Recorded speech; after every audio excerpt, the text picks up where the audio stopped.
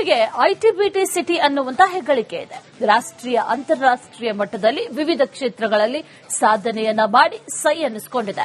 Technology, health, startup hub ಅನ್ನುವಂತ ಹೆಗ್ಗಳಿಕೆ ಕೂಡ ಇದೆ. ಇಷ್ಟೆಲ್ಲಾ ಬಿರುದು, ಕೀರ್ತಿ ಹೊಂದಿರುವಂತ ನಮ್ಮ ಗಾರ್ಡನ್ ಸಿಟಿ ಮೂಲ ಸೌಕರ್ಯ ಮಾತ್ರ ಮರೀಚಿಕೆಯಾಗಿದೆ.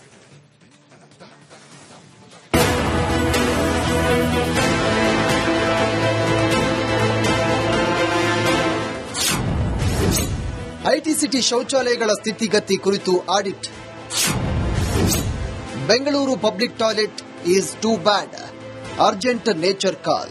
ಐಟಿ ಸಿಟಿಯಲ್ಲಿ ಪಬ್ಲಿಕ್ ಟಾಯ್ಲೆಟ್ಗೆ ಹೋದ್ರೆ ಇನ್ಫೆಕ್ಷನ್ ಫಿಕ್ಸ್. ಇದು ಬೆಂಗಳೂರಿನ ಭಾಗಶಃ ಶೌಚಾಲಯಗಳ ಸೇಮ್ ಟು ಸೇಮ್ ಪರಿಸ್ಥಿತಿ. ಜಿಬಿ ಅಡಿಯಲ್ಲಿರುವಂತಹ ಸಾರ್ವಜನಿಕ ಶೌಚಾಲಯಗಳ ಸ್ಥಿತಿ ಅಧೋಗತಿಗೆ ಬಂದಿದೆ. ಬಿಪ್ಯಾಕ್ ಸಂಸ್ಥೆ ನಡೆಸಿದ ಆಡಿಟ್ ರಿಪೋರ್ಟ್ನಲ್ಲಿ ಸಾರ್ವಜನಿಕ ಶೌಚಾಲಯಗಳ ಕರಾಳ ಚರಿತ್ರೆ ಬಯಲಾಗಿದೆ.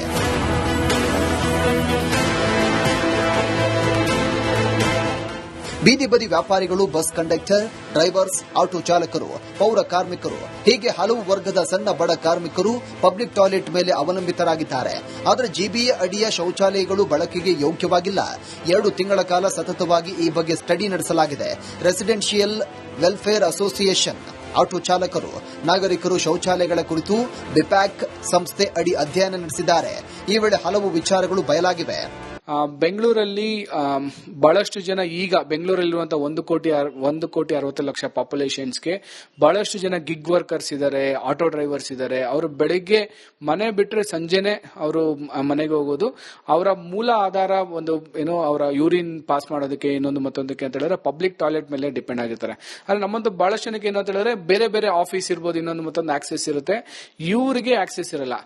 ನಾವು ಮೊದಲನೇ one of the women auto drivers ಜೊತೆ ಮಾತಾಡ್ತಾ ಇರ್ಬೇಕಾರೆ, ಅಣ್ಣ ನಾನು ನೀರ್ ಕುಡಿಯೋದೇ ಬಿಟ್ಬಿಡಿ ಅಣ್ಣ, ನಾವ್ ಎಲ್ಲಿ ಟಾಯ್ಲೆಟ್ ಅಂತ ಹುಡ್ಕೊಂಡು ಹೋಗೋದು ಅಂತ. ಇದರಿಂದ ಬಹಳಷ್ಟು ಹೆಲ್ತ್ ಹಜಾರ್ಡು ಸಹ ಆಗ್ತದೆ. ಅದಕ್ಕೋಸ್ಕರ ಯಾಕಮ್ಮ ಹೋಗ್ತಾ ಇಲ್ಲ ಅಂತ ಹೇಳಿದ್ರೆ ಪಬ್ಲಿಕ್ ಟಾಯ್ಲೆಟ್ಗಳು ಚೆನ್ನಾಗಿರಲ್ಲ ಅಣ್ಣ, ಅಲ್ಲೋದ್ರೆ ಇನ್ಫೆಕ್ಷನ್ಸ್ ಆಗೋಗುತ್ತೆ, ಆ ರೀತಿ ಪರಿಸ್ಥಿತಿ ಬಂದ್ಬಿಟ್ಟಿದೆ. ಕೆಲ ಶೌಚಾಲಯಗಳಲ್ಲಿ ನೀರಿಲ್ಲ, ಕೆಲವು ಕಡೆಗಳಲ್ಲಿ ಚೇಂಬರ್ ಕೆಟ್ಟಿದೆ, ಕೆಲ ಶೌಚಾಲಯಗಳಲ್ಲಿ ಹ್ಯಾಂಡ್ ವಾಶ್, ಡಸ್ಟ್ ಬಿನ್ ಇಲ್ಲವೇ ಇಲ್ಲ. ಶೌಚಾಲಯಗಳ ನಿರ್ವಹಣಾ ತಂಡದಲ್ಲಿ ಮಹಿಳಾ ಸಿಬ್ಬಂದಿ ಇಲ್ಲವೇ ಇಲ್ಲ. ಸಾಕಷ್ಟು ಕಡೆ ಹೆಚ್ಚಿನ ಹಣ ವಸೂಲಿ ಮಾಡಲಾಗ್ತಾ ಇದೆ. 30ಕ್ಕೂ ಹೆಚ್ಚು ಶೌಚಾಲಯಗಳು ಬಂದ್ ಆಗಿವೆ. ಬಿಪ್ಯಾಕ್ ಸಂಸ್ಥೆ ಜಿಬಿಎ ಆಯುಕ್ತರ ಗಮನ ಸೆಳೆಯುವ ಪ್ರಯತ್ನದಲ್ಲಿದೆ.